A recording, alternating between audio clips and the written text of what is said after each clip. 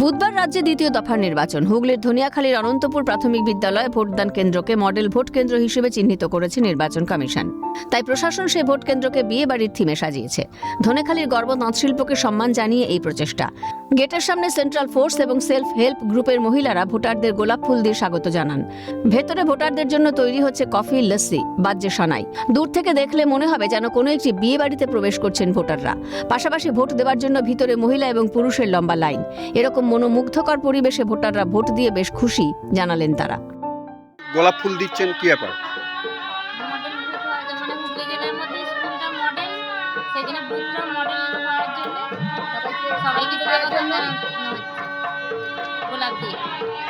মানে যত ভোটার আসবে তাদের সবাই এখানে দেখি কফিও করছে, লস্যি খাওয়ানো হচ্ছে। কারণটা কি? এটা তো মানে করা যায় না।